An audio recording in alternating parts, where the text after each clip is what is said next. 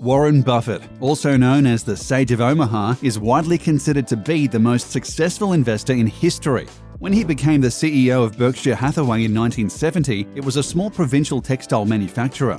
Since then, it's transformed into the world's largest conglomerate, making Buffett the world's third richest man with a net worth of $88.9 billion. But Warren Buffett has also set the mold for the ethical billionaire by establishing a practice of philanthropy.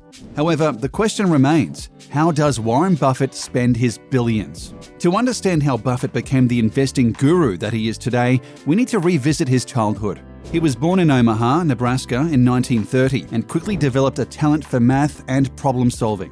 Buffett displayed an interest in business and investing at a young age. He was inspired by a book he borrowed from the Omaha Public Library at the age of 7, 1,000 Ways to Make $1,000. Much of Buffett's early childhood years were enlivened with entrepreneurial ventures. In one of his first business ventures, Buffett sold chewing gum, Coca-Cola bottles, and weekly magazines door-to-door. Buffett's interest in the stock market and investing dated to schoolboy days he spent in the customer's lounge of Original Stock Brokerage near his father's own brokerage office. On a trip to New York City at age 10, he made a point to visit the New York Stock Exchange. At 11, he bought 3 shares of City Service Preferred for himself and 3 for his sister Doris Buffett.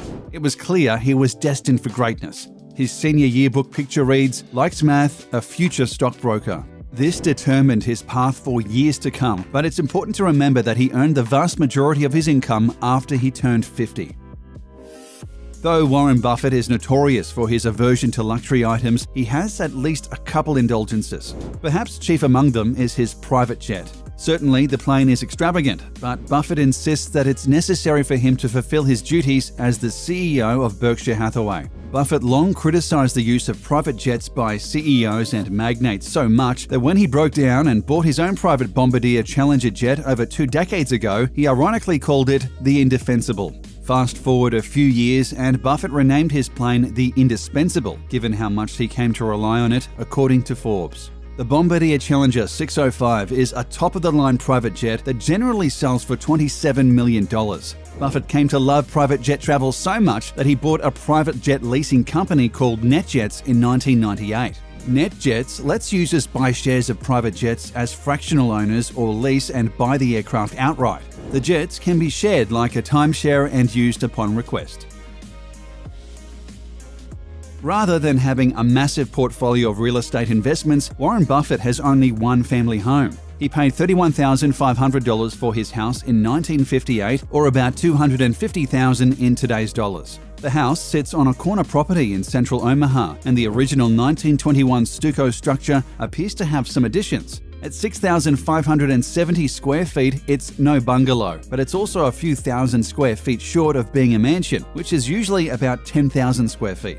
The house is worth less than 0.001% of his total fortune, meaning that he is living far below his means. That has caused a stir in the business world where many people are taking note and learning that flashy personal purchases can set you back both financially and professionally. The house has 5 bedrooms and 2.5 bathrooms. When asked on BBC if he would ever move to a more extravagant home, Buffett replied, "I'm happy there. I'd move if I thought I'd be happier someplace else."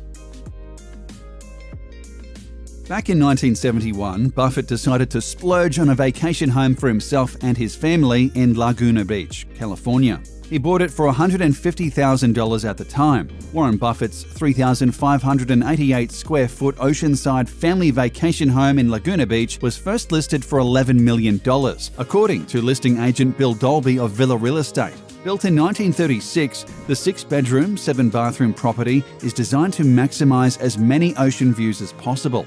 A tiered design allows for tall windows and full-length glass doors to adorn the ocean-facing side of the house, with the upper levels having at least a partial ocean view from each of the main rooms. It's an unusual layout, but it works really well, Warren Buffett's daughter, Susan Buffett, said in a phone interview. It's got these separate spaces that are interesting because people can do their own thing. Not just when we would be out there, but friends of mine who stayed at the house have liked it because their kids can go over in the family room at night and be over there by themselves and watch TV and play games. After his wife passed away, Buffett sold it for $6 million.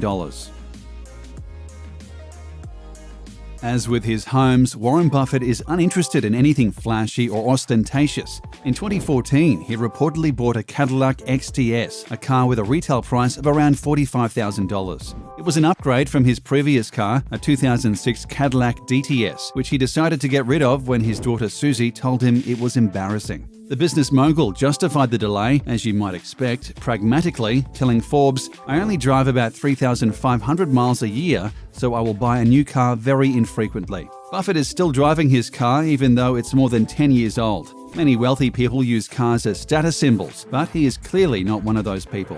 And he is not the only billionaire to do so. Mark Zuckerberg, Alice Walton, Steve Ballmer, and Bill Gates all drive unremarkable cars because they are focused on things other than material possessions. Not only is Warren Buffett obscenely rich, he also has a strong moral compass. He recognizes that renewable energy is the way of the future, which is why he made a huge investment in clean energy, both to benefit his business and the environment. Buffett's Berkshire Hathaway Energy subsidiary has gobbled up utilities and natural gas pipelines and tapped into clean energy production, including from Southern California's abundant geothermal resources in an effort to create a recession-proof portfolio. As of this year, Buffett said that Berkshire Hathaway has committed $15 billion to renewable energy already. More importantly, Buffett said that he is ready to invest another $15 billion in the sector.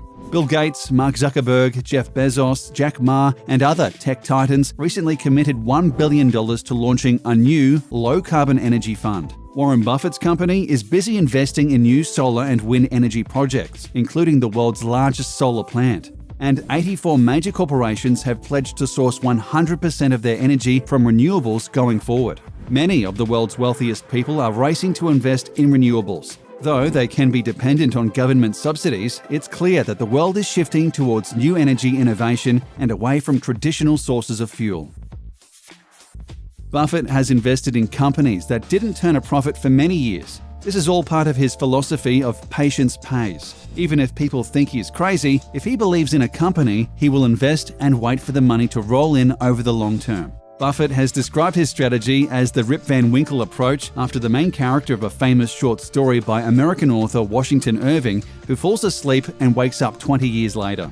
Perfect timing is difficult, if not impossible to achieve, but Buffett explains that we simply attempt to be fearful when others are greedy, and to be greedy only when others are fearful. We've mentioned that Berkshire Hathaway is an enormous conglomerate, but exactly what companies does it own? As of March 12, 2019, Berkshire Hathaway had a market capitalization of about $500 billion, making it one of the largest publicly traded companies worldwide. Since its inception in 1965, Berkshire Hathaway has grown by more than 2 million%. To put that in perspective, the S&P 500 has only grown 15,000% in the same period. Insurance subsidiaries tend to represent the largest pieces of Berkshire Hathaway, but the company also manages hundreds of diverse businesses all over the world, including Dairy Queen, Burlington Northern Santa Fe, Pampered Chef, Fruit of the Loom, NetJets, and Geico, among others. In addition to owning private companies, Berkshire also has a large investment portfolio of stocks in major public companies, such as Apple, Bank of America, and Wells Fargo. Berkshire's public market equity portfolio is valued at $183 billion. In the early part of his career at Berkshire, Buffett focused on long-term investments in publicly traded companies, but more recently he has bought whole companies. Berkshire now owns a diverse range of businesses, including confectionery, retail, railroads, home furnishings, encyclopedias, manufacturers of vacuum cleaners, jewelry, newspaper publishing, manufacture and distribution of uniforms, and several regional electric and gas utilities, just to name a few. Most investors use Berkshire Hathaway as a beacon and an indicator of what will be valuable in the coming years. Warren Buffett's greatest quality is his penchant for philanthropy. He is tied with Bill Gates as the world's most generous philanthropist of the 21st century. In 2017, the Chronicle of Philanthropy calculated the giving since 2000 of the 10 richest people in America. Buffett topped the list, giving away more than $46 billion since 2000. That worked out to be 71% of his $65.5 billion fortune. Since then, he has gained more than $20 billion, but that amount would be much higher if he wasn't giving away so much of his money. And bear in mind that this doesn't include any giving before the year 2000 or any anonymous donations. He and Bill Gates were the progenitors of the Giving Pledge, which is a commitment to give away all of their wealth over the course of their lifetime. He has convinced many of the world's richest individuals to donate more than 50% of their wealth over the course of their lifetime. In his own words, in 2006, I made a commitment to gradually give all of my Berkshire Hathaway stock to philanthropic foundations. I couldn't be happier with that decision. The most significant charitable donation Warren Buffett has ever made is his $37 billion pledge to the Bill and Melinda Gates Foundation. This donation, originally pledged in 2006, will take effect upon his death, as he has directed in his will. Individual contributions from Buffett represent some of the largest single charity contributions in history. Buffett believes the Bill and Melinda Gates Foundation effectively addresses the problems of global inequity in access to healthcare and education, including significant contributions to help these resources reach the world's poorest women and children. Much of what the foundation does is directed towards these issues. The foundation provides grants to other organizations and does direct research work to develop solutions in addition to its financial contributions. To Buffett, this organization is a wise investment of his estate.